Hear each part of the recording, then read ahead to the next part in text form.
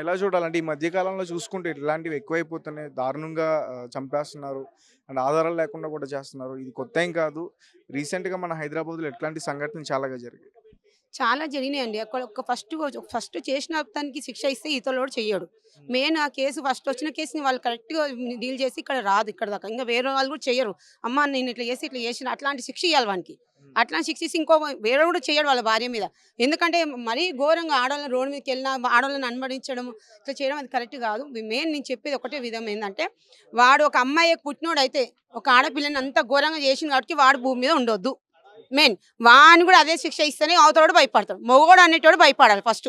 Main మేము మహిళలు అందరూ ఒకటే మొగోడు అనేది భయపడాలి. అరే ఈ ఆడదానికి మనం ఇంత ఘోరంగా చేస్తాం మనం చేసే మొగోడిని కూడా మనం కూడా ఇట్లా చేస్తారు వీళ్ళు అని భయపడాలి. మెయిన్ మా మహిళలకు చెప్పండి. మా మహిళా సంఘానికి చెప్తే మేము ఏం చేయాలో వానికి అదే శిక్ష ఇచ్చి చూపిస్తాం మేము. ఫస్ట్ ప్లేస్ నైట్ ఇక్కడనే ఉన్నాం మేము. వాళ్ళు వచ్చినప్పుడు కంప్లైంట్ వచ్చి వాళ్ళ మమ్మీ వాళ్ళ డాడీ వాళ్ళు వచ్చినప్పుడు ఇక్కడ ఉన్నాం. వాళ్ళ ఫాదర్ మదర్ కూడా వచ్చారా? లేదు తను ఒక్కడే వచ్చిండంట. మాకు తెలియదు కదా. మామూలుగా ఏదైనా కంప్లైంట్ చేయడానికి ఏదైనా పని మీద వచ్చిండు అనుకుంటాం కదా. మాకు అప్పుడే తెలుసుంటే మేము ఊరుకుంటామే కదా సార్.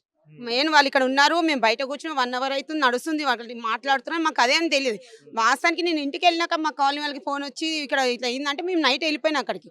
నైట్ వెళ్ళిపోయినాక మా ఇట్లా అని చెప్పి చూస్తే అందరు చుట్టుపక్కల నడితే లేదు మేడం 13 తారీఖు నుంచి వీళ్ళ ఇంటికి లాక్కుంటే మళ్ళీ 14 తారీఖు లాక్ తీస్తే స్మెల్ వచ్చింది. స్మెల్ వస్తే కుక్క వాసన వస్తుంది అని అంటే కుక్క చనిపోయిందని చెప్తుండ. స్మెల్ వస్తుందని కుక్క చనిపోయిందంటే తీసేద్దామంటే లేదు నేను తీసేస్తా అని చెప్పిండట. తనే చెప్పిండట తీసేస్తా.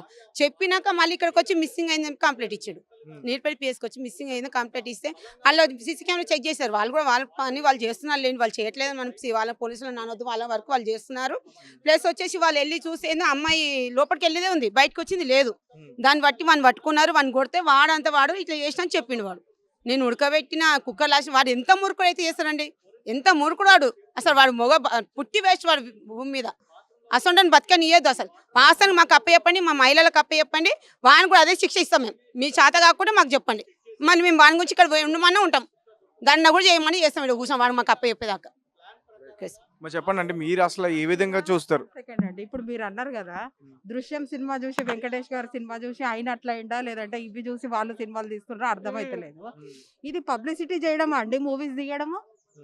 ఇప్పుడు మూవీ వల్ల వీడు ఇట్లా అయిందా లేకపోతే వీడి వల్ల మూవీ తీసిండా మాకు అర్థమైతలేదు.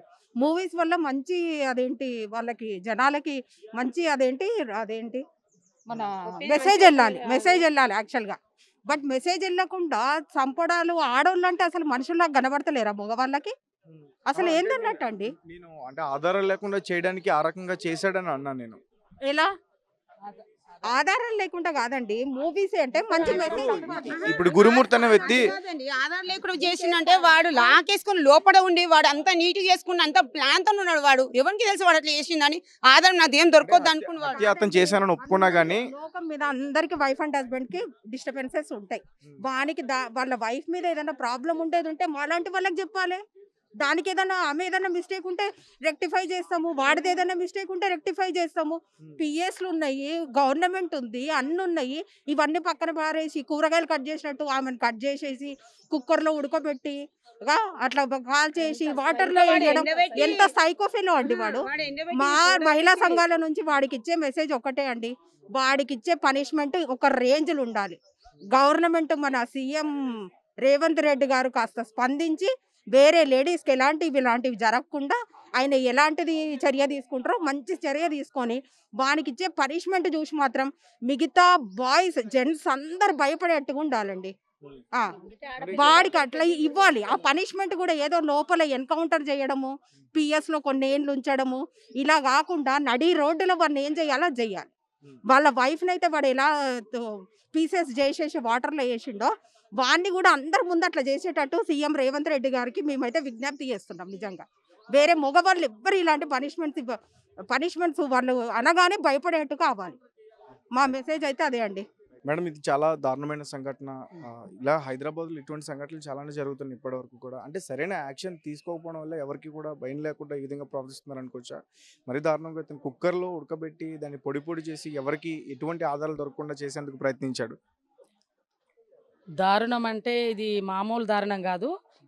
అతడు ఒక సైకో అనుకుంటున్నా నేను. సైకోను, షాడిస్టో లేకుంటే మరి ఏ విధంగా భర్త మీద అనుమాన స్థితిలో చేసిండు కాబట్టి ఇది సహించరాని విషయం. అనుమానం అనేది పెనుభూతం లాంటిది.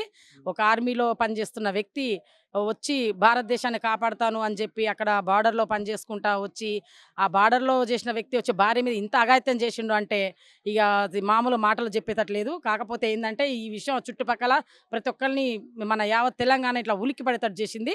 భయపడుతున్నారు అన్నట్టు ఆ చుట్టుపక్కల ఇండ్ల వాళ్ళు కూడా ఖాళీ చేసిపోయిన పరిస్థితి పట్టింది. ఒక్కొక్కరు చుట్టుపక్కల ఎట్లా అంటే భయపడుతున్నారు కాలనీలో కూడా, అందరి ఇంటికి తాళాలు వేసిపోయారు. ఇంకొక విషయం ఏంటంటే అలాంటి వాడిని ఇప్పుడు జరిగి కూడా పండగ ముందు జరిగింది ఇది. పండగ అందరూ పండగ అడవుల్లో ఉండంటే ఇండ్ల దగ్గర ఎవరు లేనిది చూసి భర్త వచ్చి భార్యని 72 ముక్కలు చేసి కుక్కర్లో పెట్టి ఉడకబెట్టి మరీ పొడి చేసి కాలువలో కలపడం అనేది అసలు మాట్లాడుకునే విషయం కూడా కాదు. ఇది అంత దారుణంగా హత్య చేశాడు. కాబట్టి ఆ వ్యక్తిని ఎవరైనా కానీ అవతల వ్యక్తి ఆ భర్త ప్లేస్లో ఎవరైనా ఉండని ఆ వ్యక్తిని మాత్రం క్షమించరాంది ఇది. వాడికి ఎలాంటి శిక్ష పడాలంటే మామూలుగా పడద్దు. ఆ భార్య ఆ తల్లి చనిపోయేటప్పుడు ఎంత బాధ ఎంత నరకం అనిపించిందో ఆ భర్తకు అదే నరకం అదే శిక్ష పడాలి. ఇంకొకటి ఏంటంటే చట్టము గవర్నమెంట్ ఒకటి ఉన్నది, డిపార్ట్మెంట్ ఎవరిని వదిలిపెట్టరు. చట్టం తన పని తను చేసుకుంటా పోతుంది. వీడిని మాత్రం వదిలిపెట్టడానికి వీల్లేదు. ఎందుకంటే వీడు ఏదో జైల్లో పడిపోయినా నేను నాకు తర్వాత బెయిల్ తెచ్చుకుంటా, నేను ఏదో బెయిల్ మీద బయటకు వస్తాను, ఆ తర్వాత ఏదో కోర్టు తిరుగుతానని ఒక ఫార్మాలిటీస్ ఉంది. ఆ దృష్టితో ఏమన్నా ఉన్నాడేమో ఆ వ్యక్తి, కానీ ఆ విధంగా ఉండడానికి వీల్లేదు. వాడికి ఇమ్మీడియట్లీ బెయిల్ దొరకకుండా చేసి వాడికి కఠినంగా శిక్ష పడాలని నేను human rights protection welfare awareness organisation సంస్థ నేను చెప్తున్నాను. తెలంగాణ స్టేట్ ప్రెసిడెంట్గా పనిచేస్తున్నాను. నేను చెప్తున్నాను అన్నమాట. నా తరపుకి వెళ్ళి మా సంస్థ తరపుకి వెళ్ళి మహిళల తరపులకి వెళ్ళి ఎవరికైనా సరే ఏ మహిళలకైనా కొంచెం అన్యాయం జరిగినా కూడా ఇక ఊరుకునే సమస్య లేదు. ఇంతకుముందు గతంలో కూడా కొన్ని ఒక పక్క అతను కూడా హత్య చేశానని ఒప్పుకున్నా గానీ మీ దగ్గర ఆధారాలు ఉన్నాయి కోర్టులో నిరూపించడానికి, ఆధారాలు నేను కోర్టులో చూసుకుంటాను ఏదున్నా గానీ అని చెప్పేసి పోలీసులు కూడా ఒక సవాల్ చేసినట్లు కూడా అతను చెప్పినట్టు తెలుస్తుంది కదా.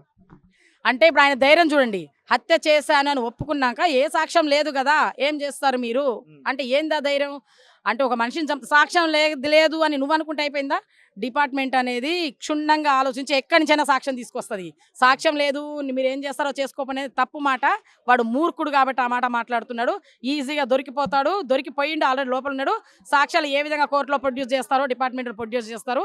కాబట్టి వాడికి శిక్ష కఠినంగా పడుతుంది, పడాలి అని నేను కోరుకుంటున్నాను. Thank you.